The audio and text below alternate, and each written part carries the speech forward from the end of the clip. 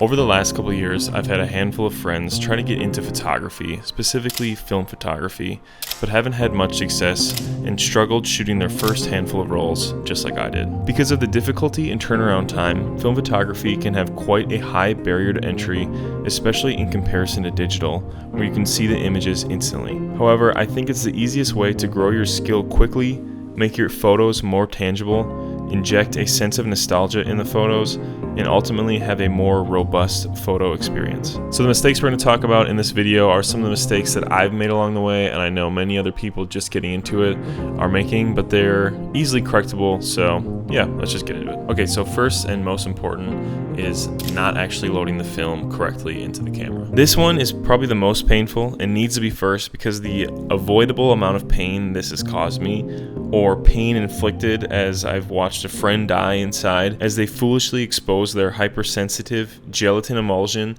to the combusting flame titan in the sky, wiping any inkling of the precious fleeting moments of the days or weeks prior. Please just look up the manual for your camera or watch a video, ensuring that you're loading the camera correctly, or you'll end up paying for potentially multiple rolls that you shot excitedly that'll turn out just to be blank. Ask me how I know. Inversely, make sure you don't open your film back before you roll your film up, and you totally understand how to roll the film up. Otherwise, you'll end up again with blank rolls. Next up is fully understanding exposure. Because it is film and you're not going to be trying to take photos of every little thing you see, on top of not being able to actually check your photos to see if they turn out, it's incredibly important to be diligent with your meterings of your scenes and truly understanding what the light is doing to the scene. And maybe even more importantly, how your camera is reading the light on the scene. Unlike digital cameras, film tends to be more forgiving to overexposing, whereas underexposing many times leaves you with a horrible color rendering, or even worse, a totally unusable image. So it is important that you're at least getting within a solid 2 or 3 stops of the correct exposure. Because of this, I would recommend making sure the meter system in your camera is correct, or if you don't have one in your camera, either downloading the iPhone app, there's a couple out there that are pretty good, or if you want to really double down and make sure that you're exposing correctly, you can get a slew of different light meters that are all fairly affordable at different price points. Obviously, the more you pay, the more features or nicer light meter you'll get. At the end of the day, this is the backbone of what makes a good image.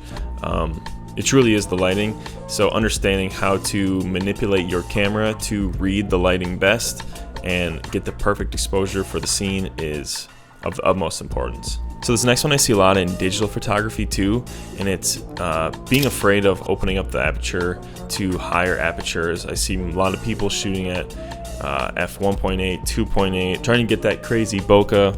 Believe me, I've been there. When I shot with my Olympus OM10 for a long time, I probably shot 4 or 5 rolls only at f1.8, and they would all turn out just totally overexposed, and I was dumbfounded, and it just makes me feel like a moron. So don't be like me.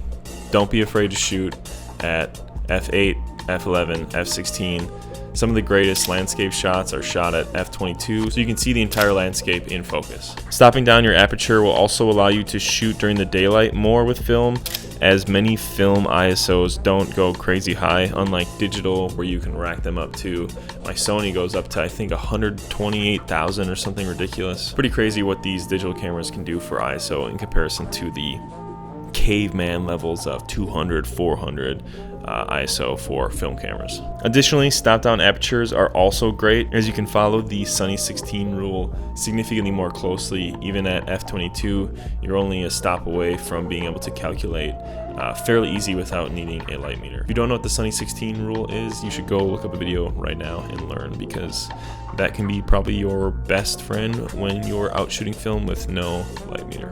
So next up is only shooting one type of film. From only shooting portrait, which I've been known to do myself, to only shooting black and white, there's lots to be learned about film and even photography when trying out different film stocks. When shooting colorful 35mm images, it can be a great exercise to shoot some black and white film and really use your brain in a totally different way. On top of that, many film stocks are made with kind of a specific intention in mind. Portra is more for portraits, whereas Ektar is generally regarded as a landscape film. So understanding which film are best for what and leaning into the strengths, or understanding the unconventional things you'd be doing with the film so you're not wasting them, is again pretty important. I remember when I first started shooting film, I tried shooting a handful of portraits on Ektar, and yeah, the skin just turned out super red and saturated and vibrant. Definitely not what you want when it comes to any type of portraiture work. Inversely, I've also shot Cinestill 800T in our old studio during the daylight, just using natural light, and those portraits turned out great. So I'm definitely not saying there's steadfast rules on what film can shoot what type of photography, but just understanding the color renderings and kind of the idea behind each film before you shoot it is probably good to know. Last one is, you've been shooting film for 6 months, you open up a social media app, you see this giant negative with crazy bokeh, and find out it was shot on medium format. So you scour the internet trying to figure out what that means, how you can get it, and you dive into a camera that you don't really know much about before doing enough research. Again, I've been there, I did the exact same thing.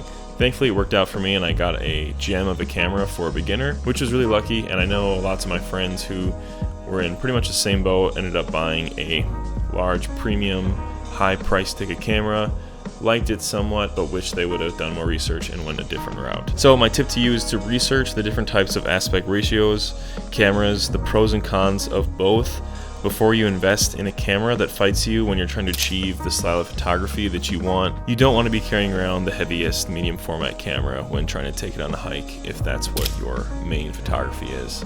That would be kind of a foolish task to ask yourself to do on a daily basis. I have a handful of videos going over kind of medium format basics that I'll link in the description below, and I'll link up here, so make sure you guys check those out if you're interested, or this sounds like you fit in that category, because I think it'll help you out quite a bit. Alright, so that's all I got for these avoidable mistakes. I have another video I wrote actually kind of in the midst of while I was scripting this one, which is more so intermediate tips, which I think kind of falls in line, that I'll be uploading on the channel in the next couple weeks, so make sure you stay tuned for that. Otherwise, if you guys are looking for more film, photography, educational content, make sure you check out the channel, as there's tons of videos on that and photo walks and some film analysis stuff. A lot of good content I think you guys will enjoy if you enjoyed this one. Otherwise, thank you guys so much for watching, and I'll see you in the next video. Peace out and have a good day.